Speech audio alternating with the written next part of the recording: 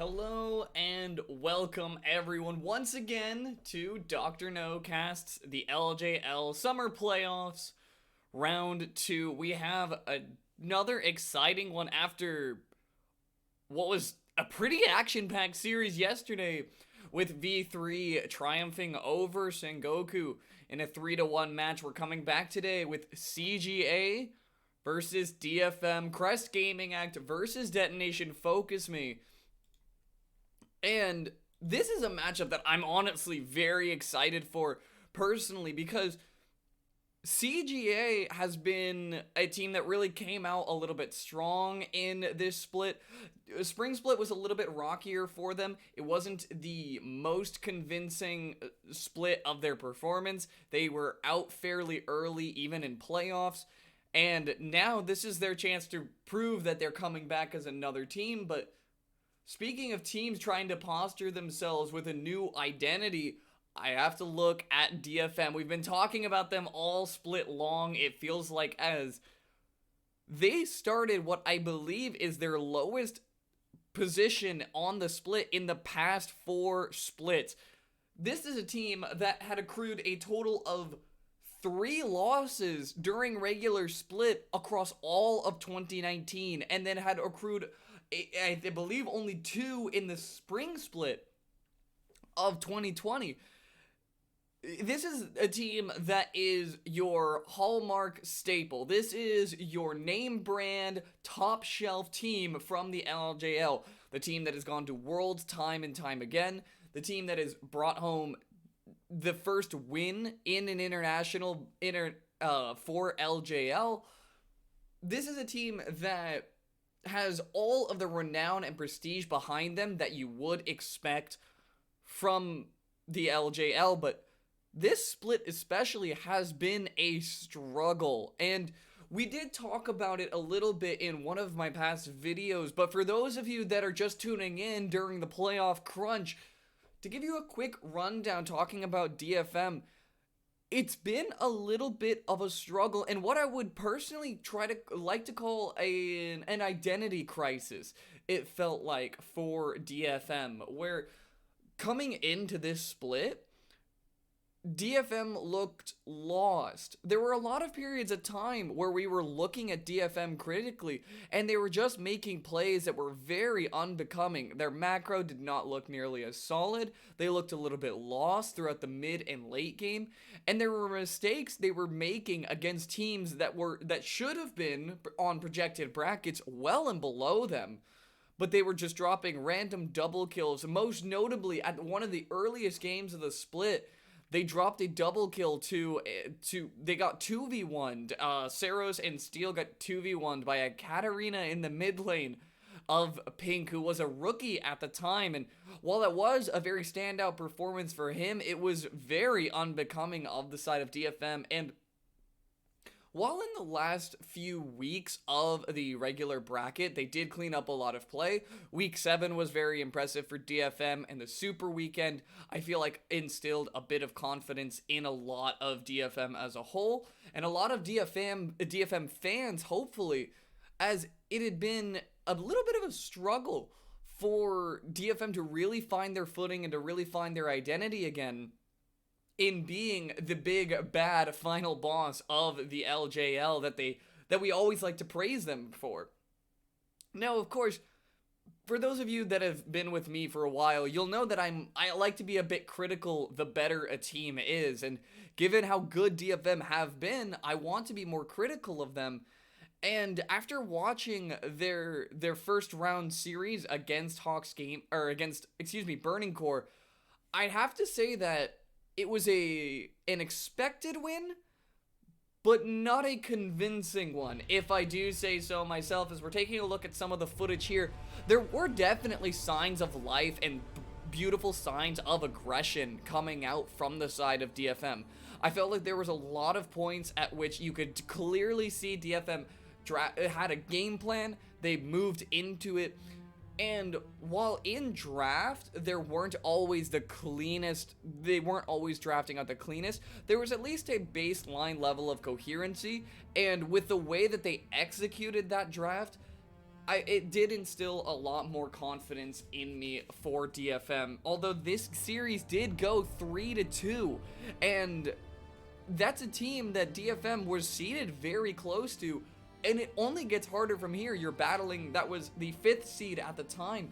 Now you're going to have to battle the 4th seed, and then you're going to have to battle, now you're battling the 3rd seed, then 2nd, then 1st if you want to make your playoff run. So of course everyone's eyes are on DFM to see, are we looking at the DFM of old, or has there been an implosion? Has the detonation really been DFM, or are they trying to pull the focus on themselves? Now, fortunately, DFM, they haven't forgotten how to lane yet, and CGA are notoriously susceptible to early game aggression. DFM has some of the stronger laners in the LJL, a lot of the bullies, Evi and Saros, definitely among them, as well as, while Udapon doesn't always have the most outrageous stat lines coming out of laning phase, there's a lot of times where he just gets a lot of pressure and gets a lot of CS going, and then Gang, of course, was a monster in the last series. He found so many opportunities to initiate plays, to really punish the members of Burning Core for just stepping a little too far forward, and with carries like Saros and Udapon, they can follow up on that kind of action. They can make it work, and time again, they proved that against Burning Core. So maybe some hopeful signs of life for the side of DFM. And I'm really hopeful to see that kind of thing continue if they want to make sure their chances are solid going through the rest of this series. I definitely think one of the other things that can be talked about with DFM is getting their confidence underneath them and finding a bit of footing always seems to do them well. They usually will have a bit of a streak that they'll carry forward, and hopefully they'll be able to do that again now running up against CGA. All of that being said, though, I don't want to count CGA just yet. I think they have proven themselves to be, they've proven their strengths well and set up, and they've proven that they can execute on those strengths time and time again. Some people might look at CGA and you might say, oh, a little bit of a one-trick pony. They're sort of a team fight oriented and that's kind of all they do. Sure, that may be the case. But when you are the 3rd seed and you are putting up these kinds of numbers, CGA are kind of saying, yeah, we only have we have our main win con, but what are you going to do about it? When they are going to put the ball in your court and say, all right, DFM, you know what we want to do, but what can you do to stop us? As CGA has overcome time and time again all sorts of gold differentials as wide as like 3 to 4k coming out of like the 20-minute mark, but then by the time they get to the team fights that they want, it feels like they execute superbly, and it's just so difficult to stop the onslaught that is CGA. And honestly, CGA being the titan that they are, it always poses an issue for DFM to be able to say, are we going to be able to team fight this team, or do we need to be battering them down early? Do we need to be drafting a little bit of Sin to help us get over those early game hurdles?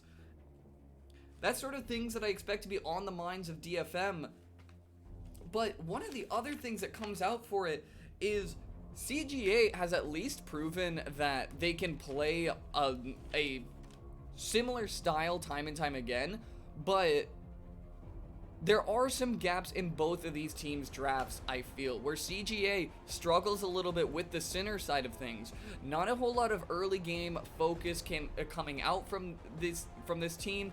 It really feels like CGA at times does not always compose themselves early on strong, so it becomes hard to try and net early game advantages for them when you want the team fight phase. But I think this last game from CGA was a perfect example of how hard it is to ban out their team fight area, because this was a weird game for CGA. They just had all carries in different positions, and they kind of just said, Yeah, but what if we just run it? And that just speaks to the individual skill of so many of these players that do we need this team fight team? No, but we'll have so many carries that will all just play together. The team cohesion and what it means for CGA that are we setting up the picture perfect team fight where here's our tank, here's our AD carry? No. We're just playing together. We are one unit. We are a combined force. And that's what really sets CGA apart as a team in my mind. That is what makes CGA such a threat. And for the side of DFM, if you are not preparing your draft accordingly, they're going to run you over no matter what gets in their hands. They have that confidence. They have that team play aspect about them. They're going to do it time and time again. So DFM, this is actually the first match so far that I would not expect a DFM win. Now, I will say, this is a game that you can expect, or this is a series, a lot of these games you would expect to go rather long. CGA, like we said, very lax and go with the flow for the early parts of a lot of these games, so you don't expect too much action unless DFM are the ones starting it off. And that's something that DFM have actually been fairly consistent at. When they know how to attack a side lane, they will, or when they have the confidence to do it, they know how to do it, and they do it fairly well. Even in their series against Burning Core, there was a lot of periods where even if DFM weren't winning team fights, just incrementally they were always racking up one kill. I believe there was a point at which it was something like 9-7, and by the time the next team fight rolled around, it was 14-7, and it was purely just off incremental kills coming up from the side of DFM, where just one member's alone in the side lane, they get punished, they just find their way in, and they attack those side lanes very well. Now that isn't to say that DFM aren't suspect for their, or susceptible to that own medicine. It's just more a matter of DFM will definitely be more inclined to the driver's seat for this series, and they can definitely use that to their advantage over CGA. So when we're talking about that sort of thing, I think a couple things you can expect so far from this series. And if you're gonna ask pre-draft, pre-everything predictions, I think I would have to say this one might be a 3-2. And that is to say that I think DFM have proficiency with a lot of different, or with a couple different picks. I think there's always that issue of Saros in the mid lane where he is a very hard player to try and ban out. And if CGA can get caught up in that mental game of trying to predict what Saros is going to be playing, it can sometimes be a detriment for them. That being said, I actually don't think the path to victory is banning out Saros. It's usually setting him up on a pick that the rest of the team does not exactly cooperate with. We've seen times where Saros will pull out his signature Heimerdinger, but it's with a comp that wants to go forward and leave the Heimerdinger behind, and it ends up being what sort of chains DFM back. And there's definitely ways you can play around that sort of thing that I hope, if CGA have been doing their homework and researching their VODs, are going to be prepared for coming into this split.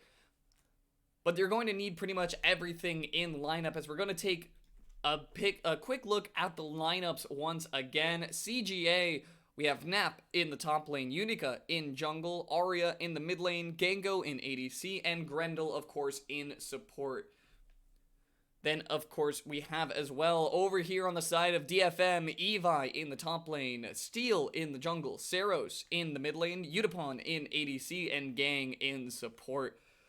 And the one thing I do love about this series specifically is all of these teams have their fair share of heavy hitters.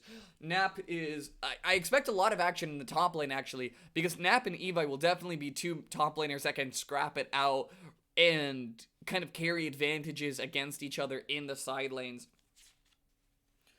But all of that being said, one of the other notes that I want to talk about immediately in regards to how is side lanes going to be playing out for these teams, Because we did see yesterday, V3 brought out some interesting stuff with the Scion being moved around, and that was V3 really innovating.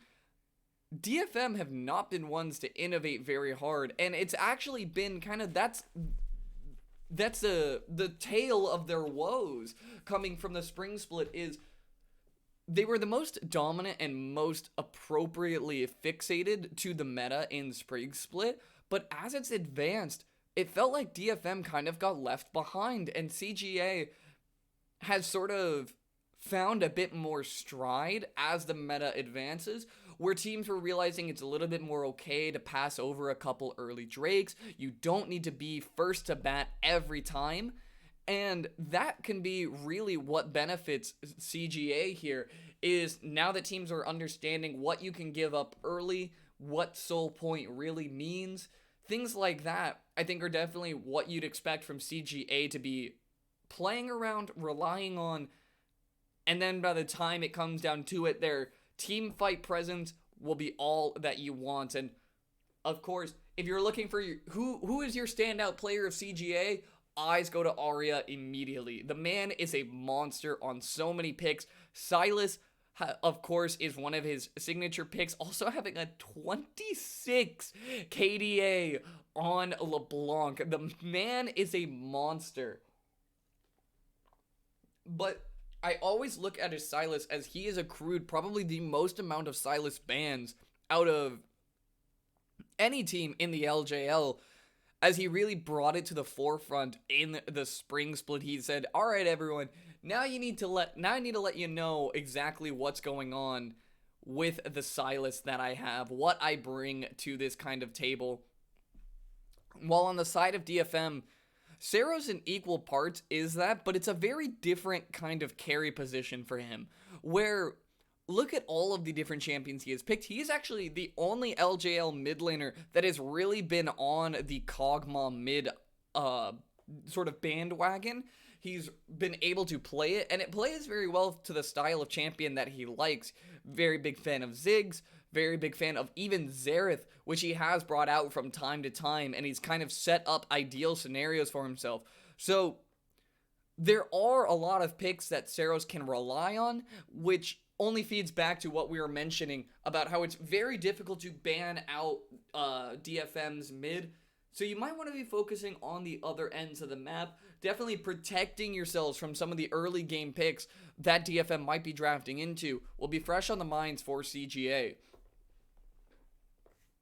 I think one of the other things that, just the last few things that we want to talk about before we're getting into picks and bans here, is what are we going to be seeing from CGA? Well, like, what bans are you racking up in your brain? What are ideal scenarios are you going to be trying to get yourself into? Because you can't exactly let DFM have free reign of the draft. Now, they sometimes tie their own shoelaces together in draft, and we've seen it before. You can't rely on mistakes from your enemy team, but we'll be getting right in to seeing that come to fruition, or we'll be seeing some expert preparations coming out during this pick and ban phase here, with Lilia meeting the ban table once again, and that's fairly expected from both CGA and DFM. DFM and CGA's series of round 1 did not feature Lilia at all, so you can't imagine that they're very well prepared on it. All of their practice so far has not been on the Lilia. And while that may not be very relevant in this series, going forward, that's going to be something that we'll need to see adjusted. While Twisted Fate is, of course, going to also be banned out. Couple of priority picks, but not always ones that CGA are very in tune with, as Lucian is going to be picked up right away.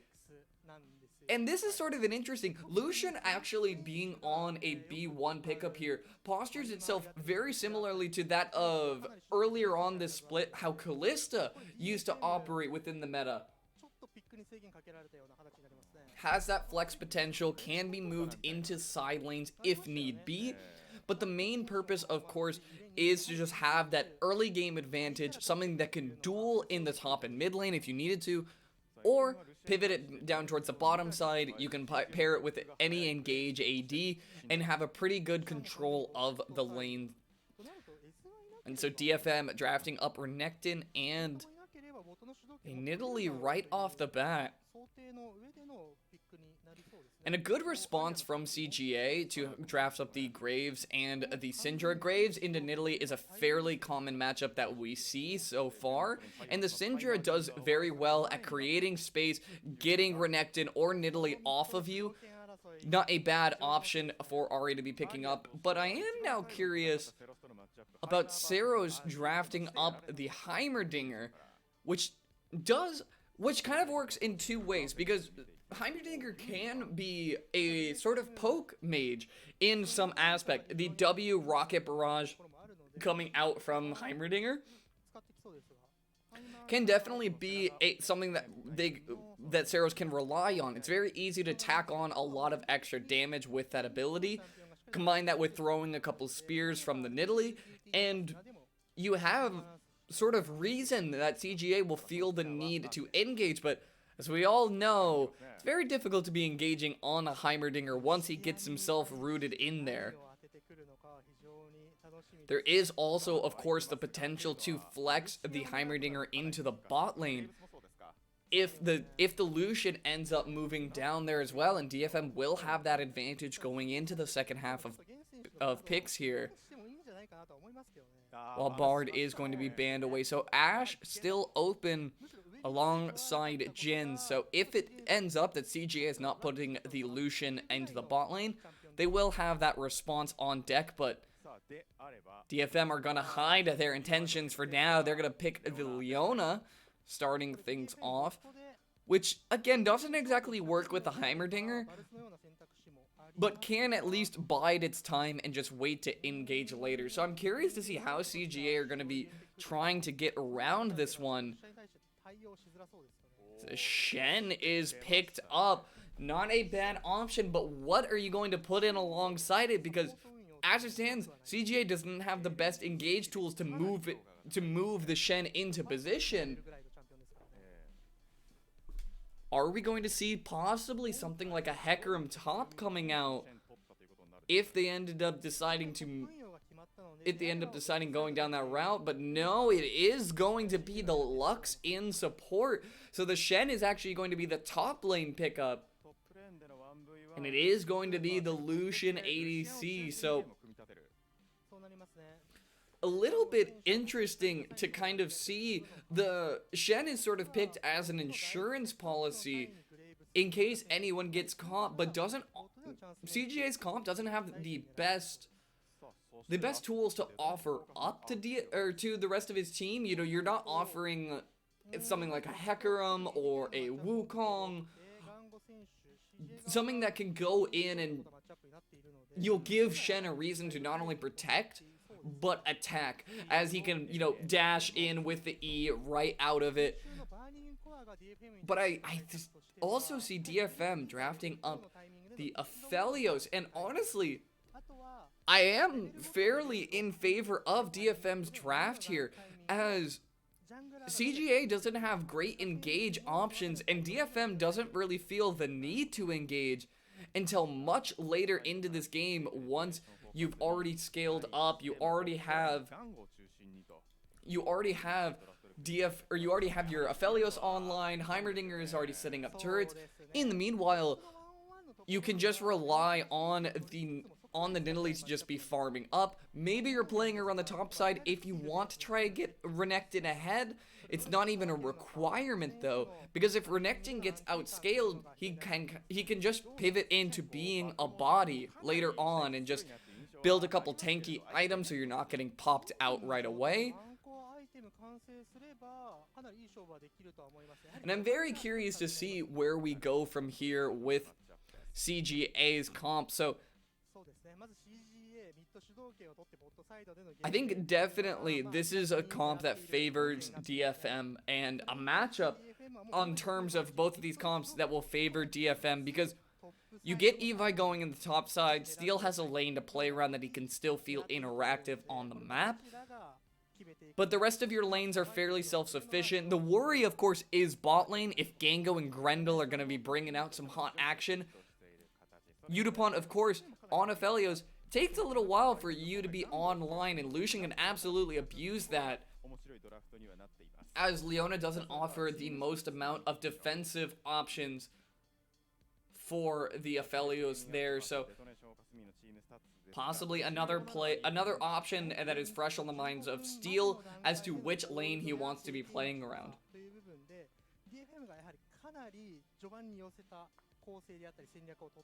And of course, these stats here just kind of are confirming what we talked about earlier. DFM as a team is much more inclined to early game play than CGA, not the best stats by 15. But when you have a high enough win rate to support it in the team fights after 15, you know, stats only tell so much of the story for CGA. And of course, taking a look at their last matches, this was again the week 7, the streak that DFM went on. And even in this game with CGA, it was one of those games that DFM just kind of rolled very early on. And this was when CGA's playoff position was already locked in. So they were fairly comfortable with their position. You could argue that it was a little bit more that CGA were, things were okay. But to compare that to their week 4 game, where they actually needed to be worrying about it, and the gold difference that DFM were able to acquire is much more minimal. DFM just kind of rolled and ended the game quickly. But when maybe you could accrue that to, oh, CGA weren't putting up too big of a fight, or maybe DFM really found their stride, and we'll see what kind of holds true for this first game. I definitely think for this kind of a game, if this ends up being a game that CGA wins, I would have a lot of worry for DFM fans going forward. It's on paper, when I'm looking at the comps, you know, of course, drafts can only mean so much. I definitely like DFM's draft here, and I think they have a little bit of a stronger draft, but we'll see which one ends up coming out on top.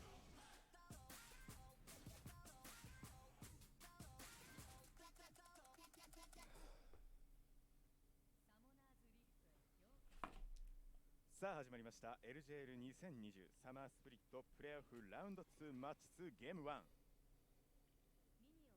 クレストゲーミングアクト vs デトネーションフォーカスミーの試合スタートです。 And just taking a quick cursory glance across the runes here, everything you'd fairly expect to be coming out. Arya is going for the phase rush, which feels very much a preference choice, as Arya is sneaking in. He will be able to get that first 5 gold off the turret.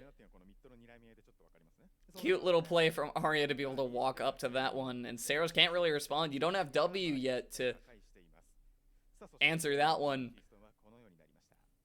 And it is a note that Udapont is going for the lethal tempo, and you might say, oh, well, Conqueror feels so much better on him.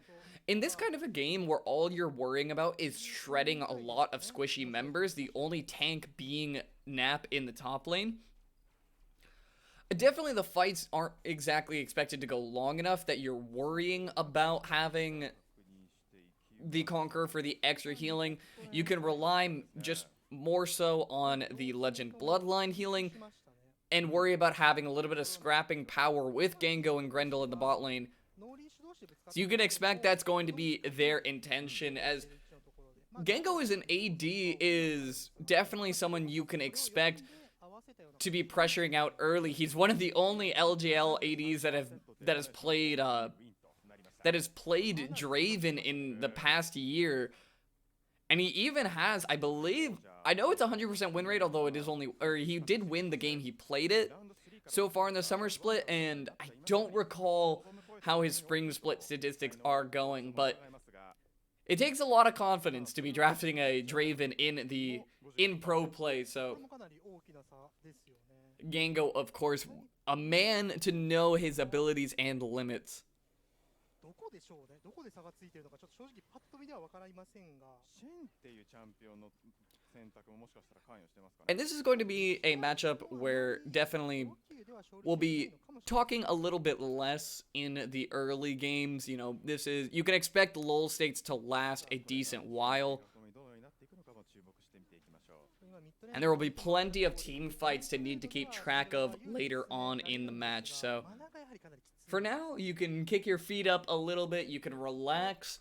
Don't expect too much action. You'll know when it's coming, but for now, just enjoy yourself. Just enjoy your time with some peaceful farming.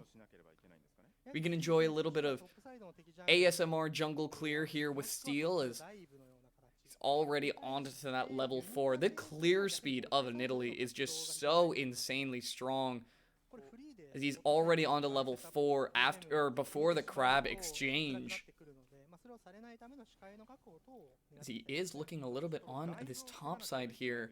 Nap at about half HP, an opportunity presents itself. If a spear is landed here, they could actually make this play work. But meanwhile, on the bottom side, CGA is looking for the exact same thing. Unica's got to go forward here. The smoke screen is on. He can't see a dang old thing, but Gango's the one who's going to get taken down as Sarah's completed the teleport for safety measures. Gango ended up grabbing aggro a little bit too early. And he ends up going down for it. All the summoners burned on the bottom side, as teleport's going to be right back in his face, but Gang picking up first blood there. And in the chaos, the top lane dive didn't end up going through, so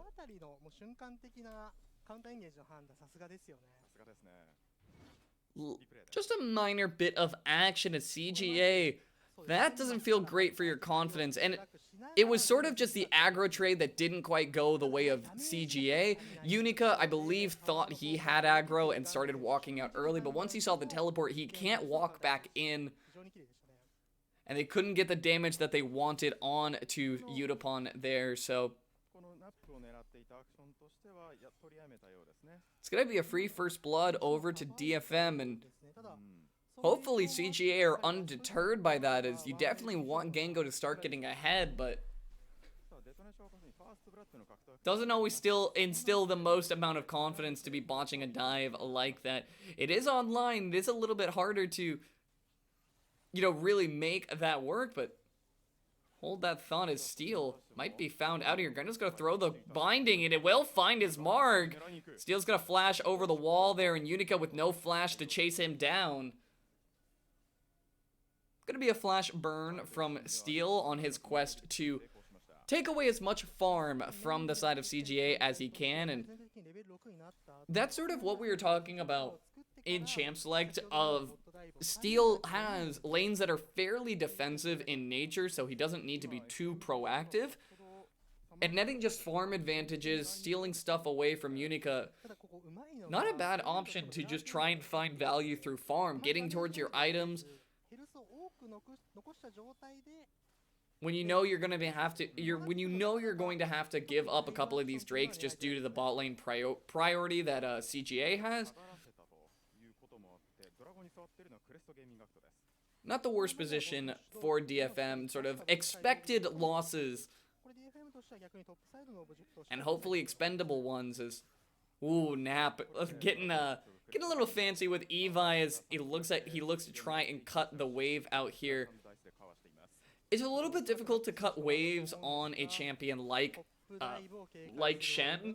Although he doesn't have any of his lane clear yet, he can block the minion autos with his W, so he can tank up the wave a little bit before it starts doing damage to turret, but Unico making his way forward here is gonna find a Cougar walking around in the jungle. Evi is thinking about it. He wants a fight. He has empowered stun. That's gonna be a lot of damage. Unica should be going down here.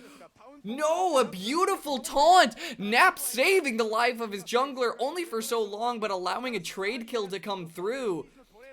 As the dominance should be falling off here soon. Arya with no ultimate and Nap past his time. Not going to be able to escape on this one. He's going to go for a taunt, but it's just a formality while he's waiting for Grendel to rotate up here. I don't think this is a play that they can necessarily make, but a play they opted into nonetheless was a little awkward from the side of CGA, where DFM are just notably stronger at that point. They decided to try and take the fight anyway. ユニカ選手ですかねに引っ張られてしまったので、うまく CGA としても1キル取る形までは持ってきましたね。 Perhaps a bit of miscommunication there about what the intentions were, but honestly, huge props to Nap there to get the taunt onto Steel to at least prevent his jungler's death a little while longer, and it allowed Arya to get the damage he wanted onto Steel, and giving that one a trade kill before Nap ended up losing his life as well. For now, though, DFM just going to be accruing the gold advantage that they want. As I think Nap had a slight disconnect error there for a moment. Of course, the online environment does make things always more difficult, but we are doing what we can in the COVID era. But Steel grabbing up that Rift Herald there, just trading objectives back where he can, and finding a couple fight wins like that will definitely start to tip the favor in DFM. And well, you will almost not have bot pressure until a bit later once Udapon has a couple items. You can at least have pressure on the top side of the map, and that always helps for confidence for DFM and for most teams, just to have a map or a side of the map that you can expect to be winning on. But Gang is gonna go for a little bit of a play on the bottom side. The binding's gonna land. Beautiful flash from Gango to dodge out on the Moonlight Vigil. The Culling's gonna come out, but Gango's pretty much manaless and almost no HP. Kind of Grendel just not being there for his AD. Gang was just happy to make that play happen, while Nap is gonna go for the taunt onto Evi. He's gonna tank that up. He's gonna have to walk out. He pops the Dominus. They can look for a re-engage on this dive. Snap's trying to wait for his cooldowns. He's not gonna have enough time. Steel gonna be picking up that kill in the top lane, and as it stands right now, Steel is just doing the most with this Nidalee on the top side. Evi also putting up so much pressure with that Renekton. To also have your bot lane kind of be in the position that you're getting turret dived 2v1.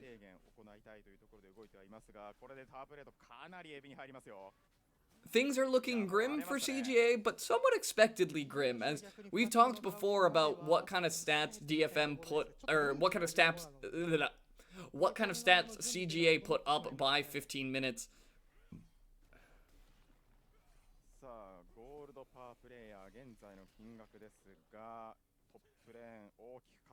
But now this is starting to look a little bit harder to battle back from 3,000 gold already, and there's 4 minutes before 15.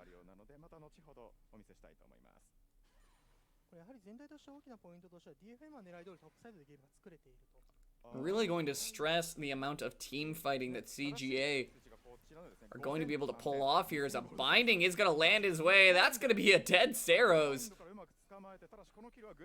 The long-range binding will be good, and not entirely sure. Saros kind of got punished for walking around there to get the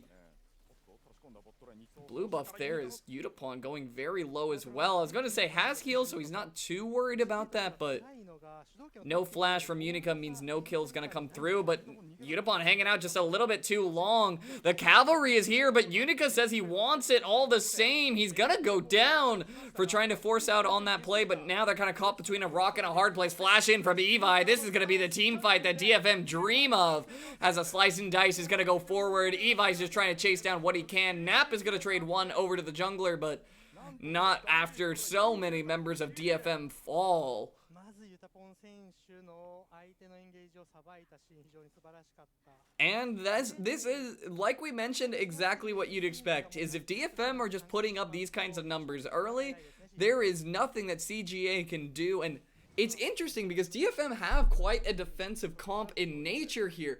So for Utica to be going all in like this definitely feels like desperation.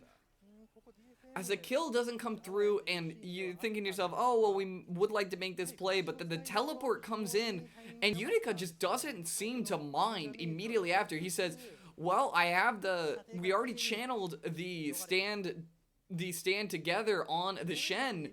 We might as well go for it, but it ends up just baiting the rest of his team forward. Well, Arya shows up, he gets a nice stun off there, but nothing that can really be done. これで DFM としては完全にトップサイドで作った有利というのをゲーム全体に広げるアクションにも成功しているので、がぜん有利になっています。 And with DFM having the scaling advantage, this one feels a little bit lost for CGA. And I'm hoping that it's not a confidence issue here, but that play felt a little bit desperate. And it kind of just shows the exact weakness of Shen not having the greatest delivery tool to initiate that stand divided, especially when Arya is going to want to push members away. Unica doesn't have the strongest dash to try and get the Shen in. Just a slightly awkward set of circumstances for CGA to try and overcome here. As now with Cloud Drake already live, DFM are just baiting it in. Yeah, you've been standing on a ward just a little bit too long there, Unica, as of course he wants to get over to that Drake, but right now this game is firmly in control of DFM.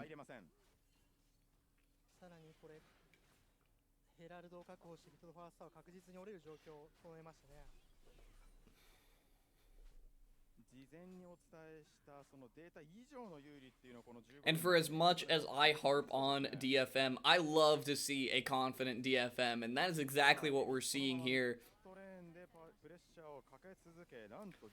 Of course, Utapon, you know, holding it down.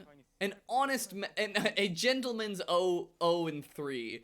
You know, just, yeah, I'm doing my time. I'm getting my farm. I'm a little bit behind, but at least I'm not 0-2-0, as Gango's been trying to make things work. It just hasn't quite come together for him. Binding's gonna land there onto Gang, but this is quite the push for CGA to have to make. So they're trying to make their way forward. Evi is just waiting for his opportunity. No flash this time. But CGA, knowing that it's just a little bit too difficult to push into both Aphelios turrets and Heimerdinger turrets, they'll instead opt to push in the mid lane here. They might be able to get a good chunk onto it, but I don't think they'll be able to take it unless DFM have something to say about it.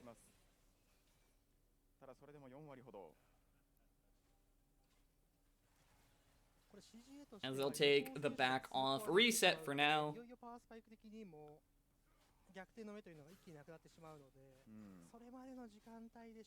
Now for DFM, the Rift Herald is sort of a little bit of a formality, it feels, where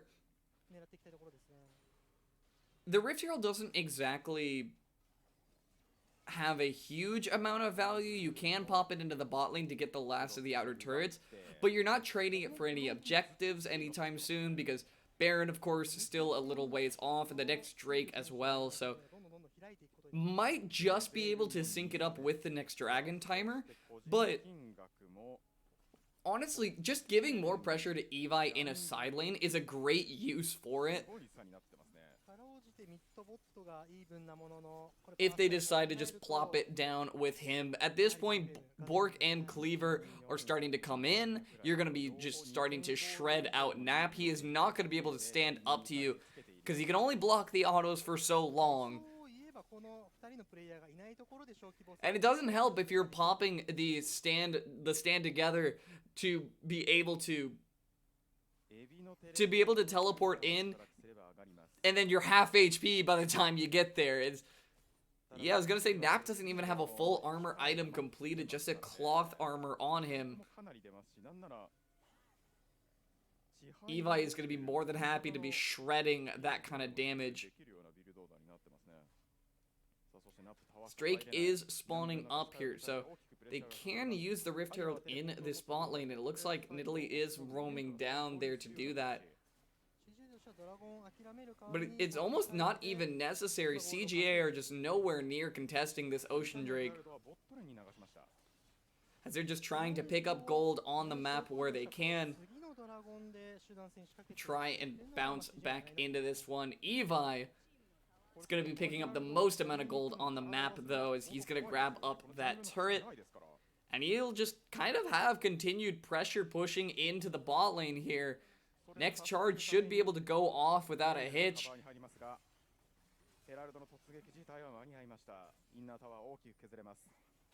The amount of ownership on this red side from DFM is just so strong. Look at the vision control around that bottom side.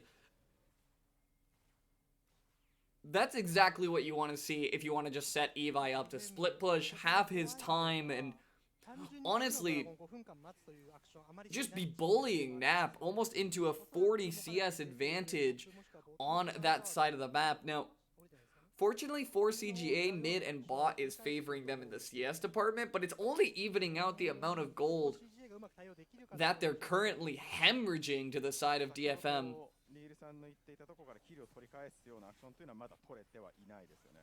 Unless Steel is looking to get something started up here. This is a red buff. It's an interesting objective to try and fight over, but honestly, DFM can take any fight they really want to.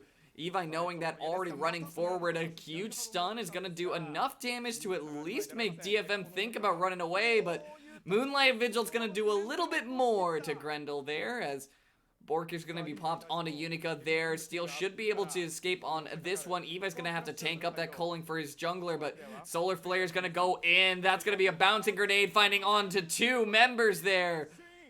Allows Evi to get in and finish that one off. The rest of DFM now, with all of the pressure in the world, there's no objectives to really be too fixated on. They can grab up this turret, might even be able to grab up the mid, or to shove that mid lane in as well. Keep that gold out of CGA's pocket and reset for this Baron. And honestly, not entirely sure what CGA are even supposed to do at this point. You don't have something like an Ornn or any hard engaged champions. Arya and Grendel are sort of playing their own game off on the side here, where they're trying to just zone control mage, trying to just poke with deluxe bindings, but the rest of the team is just not there to help out. And it's a good look to try and trade a bit of that back, but the Solar Flare comes in, the bouncing grenade, and then all of the damage that you could possibly ask for.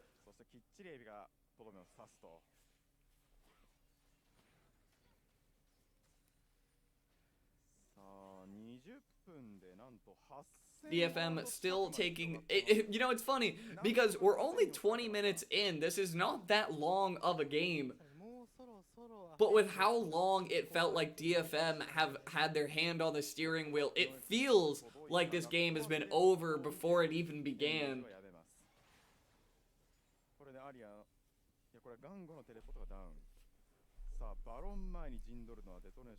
But we'll see if anything is still in store, as Gang's gonna make for an engage here. A beautiful flash. Gets himself out of the range of that spear in time.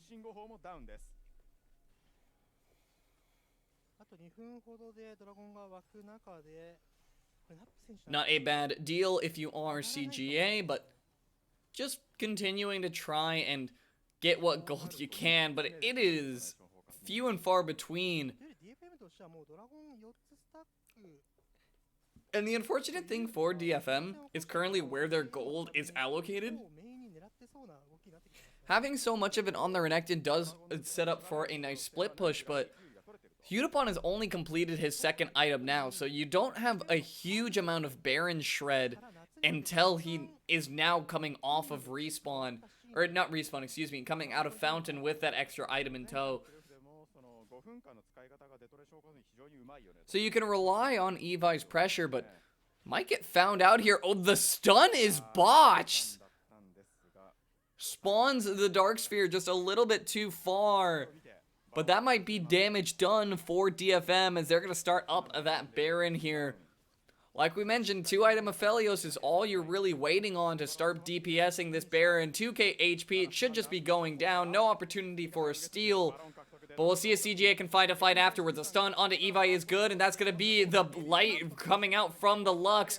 But will it be enough to illuminate the darkness that DFM are trying to pull over CGA?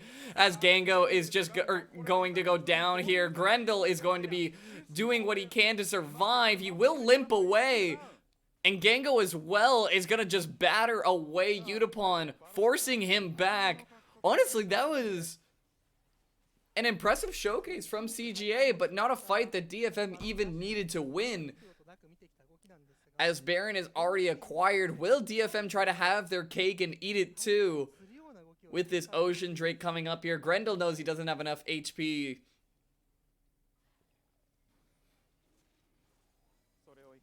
A little bit surprising. I actually expected Gango to be going down there, and he held off quite well, playing that duelist style AD carry very effectively. But as it stands right now, Utapon is just getting so much mileage.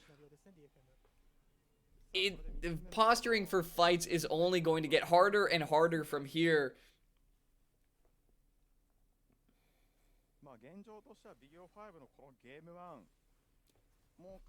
But we'll see if DFM, or we'll see if CGA have any gas left in the tank as we watch the replay one more time. So Gango kind of awkwardly has to find his way back to his team as Unica joins in to try and get into the Baron pit.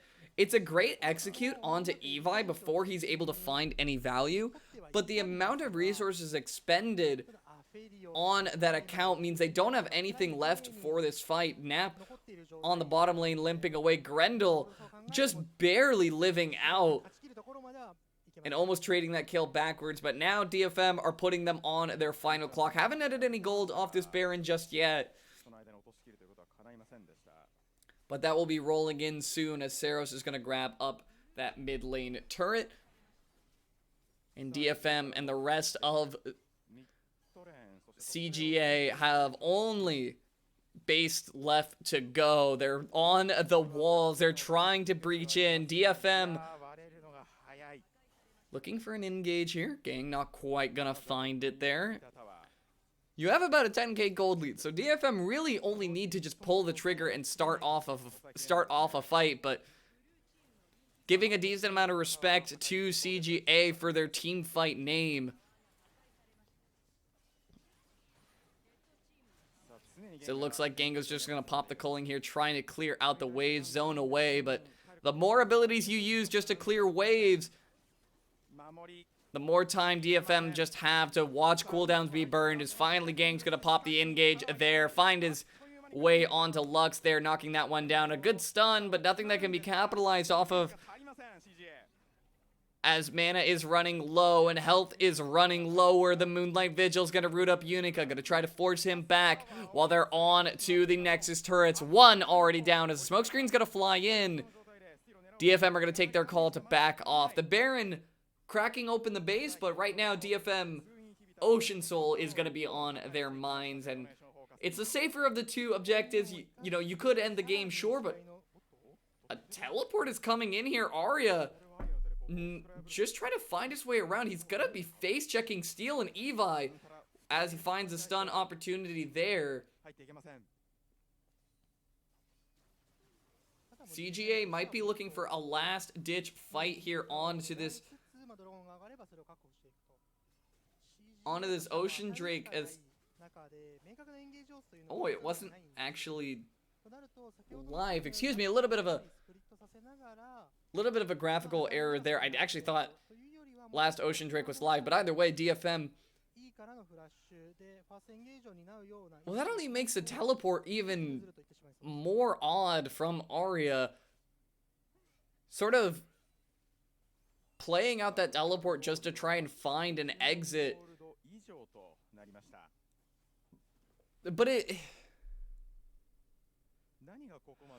just honestly a very risky play, and sure, the payoff is that you might be able to get a kill, you might be able to get a shutdown, but now it's a tool that you're not going to have for dealing with this top lane side waves, and then being able to teleport for the Ocean Drake actually once the sole objective is on the table. ところどころでゲン選手が逆にプリマッチアップにもかかわらず逆にエンゲージしてくる But still a bit of time, about a minute left before that Ocean Drake is coming up. As Evi is going to find a Graves hanging out in the bush there. Nothing that he has too much fear of, as he's already on to 3 items. He is well and ahead of everyone in this game, but not going to be ahead of that many members of CGA, as they're going to try to find him dead. It's going to be Gango picking up that kill, going to find it there, but what they're losing on the base in the other end here is going to be a high price to pay unless CGA can find a fight here. Steel is just going to be trying to zone around. Look at how many wards they're going to have to clear just to get over to this Ocean Drake pit. They're going to be risking losing the game here, as now Arya is trying to get separated from his team. He's going to find an ultimate onto Utapon, but he's already almost full HP. Gets a little extra healing there from his friendly Nidalee.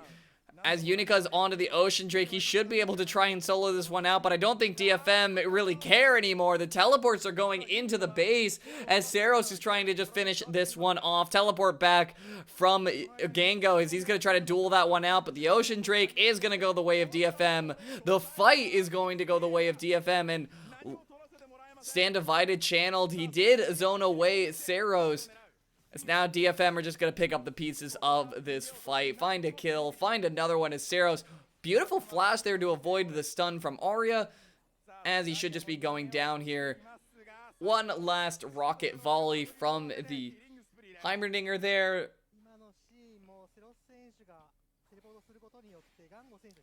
And now it is Gango and Grendel versus the world. Saros just going to get obliterated there, as he gets sectioned off by that fight, but I don't think that they'll be long for this world. That's going to be 1, and I don't think Grendel is going to be walking anywhere out of Fountain to try and make it 2. 6-18, DFM in a commanding opening to this game, playing it exactly how they need to be, finding advantages early, carrying that through, and if you're going to find advantages when you have the quote-unquote weaker early game comp, that's a great way to find a way out of this game, but we will be taking a break before we get into game 2. Don't go anywhere if you guys are interested in tuning in for that. DFM go up 1-0, but there's more League of Legends to be had. どう修正してくるかですよね。本来の自分たちの形であるミドルゲーム以降のパワースパイクをチャンピオンに整えてくるのか、それとも中の動きの部分を修正してくるのか。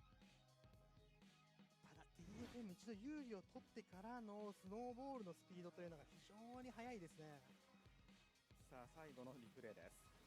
ここ人数差あるものでやはり装備差があると、あとスティール選手の回復量が凄まじいですね。でうまかったシーンとしてはセロ選手ここでテレポートでバックドアの動きを見せることによって CGA のプレイヤー1人を引っ張り出したんですよね。なんならもう2人ですね。2人ですね。2人引っ張り出したことによってスティール勝負まで持っていってるんですよ。でスティール勝負に持っていってしまうと12レベルと14レベルスマイトのダメージに差があるので、であれば取れるだろうと。この辺りの駆け引き非常に素晴らしかったですね。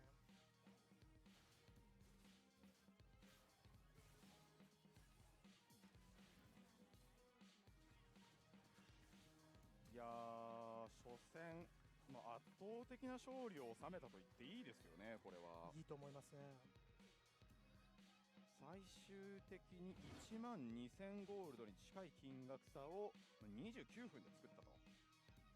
やはり序盤20分までのところで5警察作られてしまうとそのままスノーボール非常に得意なチームでもあるので、ここをどうやって止めていくのかというのが次からの試合非常に大事になってくると思いますね。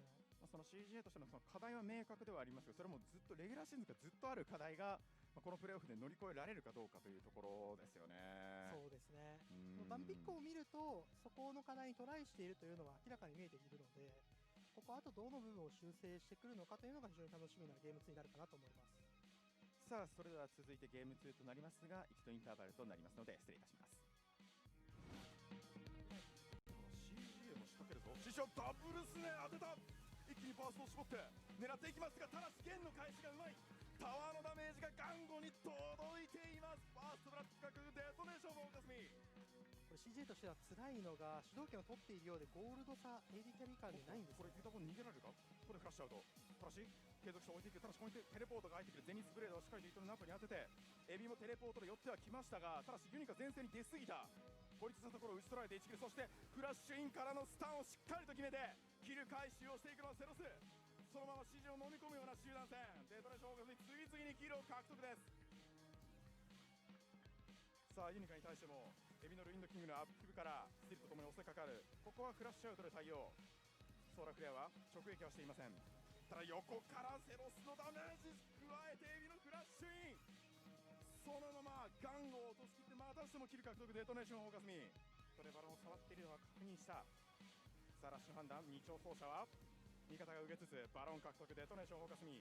エビに対してスタンが入ってそこからバースト絞っていきますが、どうだ。エビをなんとか落としきることに成功。アリアがシャットダウンゴールド確認ですが、前に出ていてユニカをしっかりと倒しているのはユタポン。月光の祈りから大きなダメージが入っていく。さあグレンデルとガンゴ、これはユタボン1人にゾーニングされているような状態だ。終身後方で、いやこれ守りに入ったナップが一瞬でダウン。さあこれでバロンさらには2キルの獲得。デトネーションフォーカスミです。それに対してガンゴ前に出た剣にパイルと削ろうとアルティメットを打ちましたがうまくはいっていません。守りきれません。さあうまくここはライトボーイの当てました。逆にエンゲージ仕掛けにいったのはゲン。あっという間にグレンデルダウン。闇のハローのスタンは決まるんですがダメージが足りません。 CGA アルティメット届いてユニカにスネアは入りますが、これはゾーニングで十分。ネクサスタワーを削りに行きますユタポン。あっという間に1本折り切りました。視界縮小の状態でスティールを狙おうとはしましたが、やはりダメージが全く足りない。さあ FM としては常に入っているような状況ですが、コードとかにグレンデルエビを狙いに行った。ただしエビダウンしないか。落としきりたい CGA。 何としても落としきりたい。なんとか1キルは獲得。ただその間に割るのが早いぞこのキャリーの2人。インヒビターダウンです。さあその間にネクサスを狙っていたのはセロス。ただしそこに対してテレポートで対応。そしてオーシャンドレイクを抑えたのはなんとスティールだ。何も取らせてもらえません。さあそしてエビが走り込んできて誰を狙う。ユニカはもう任して、ここは逃げようとしているナップを追撃。さあそのまま借り切ることに成功です。さあそしてアリアも逃げようとしていますが